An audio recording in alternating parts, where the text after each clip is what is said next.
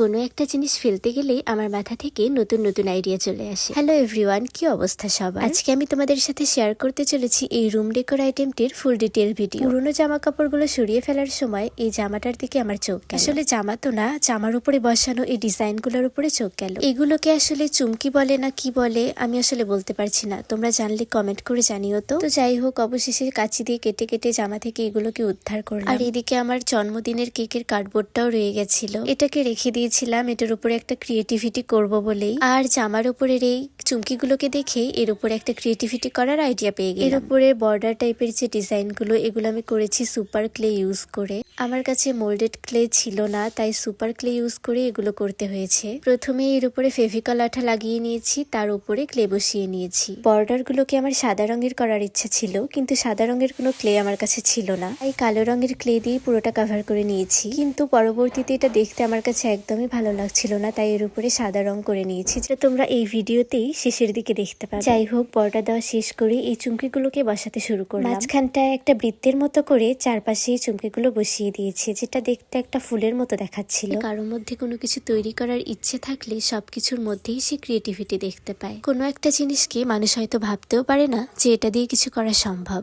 সেই সব জিনিসের মধ্যেও সে ক্রিয়েটিভিটি দেখতে পায়। বিশেষ করে যে জিনিসগুলো ফেলে দেব বলে ভাবি, সেই সব জিনিসের মধ্যে যেন বেশি করে ক্রিয়েটিভিটি দেখতে পাই।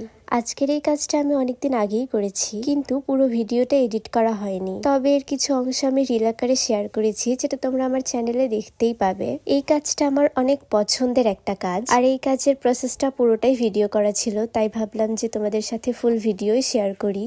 তো যাই হোক, ফাইনালি এডিট করেই ফেললাম। যাই হোক, চলো এবার কাজের কথায় ফিরে আসি। মাঝখান আর সাইডের অংশটাকে করার পর আমি বোর্ডটাকে হলুদ রং করে নিলাম। এরপরে যথাক্রমে নীল আর সবুজ রঙও অ্যাড করা হয়েছে। এই কাজটা শেষ হওয়ার আগেই আমার এতটা ভালো লাগছিল যে তোমাদের কি বলবো, কারণ বরাবরই ব্রাইট কালার গুলো আমার অনেক পছন্দ।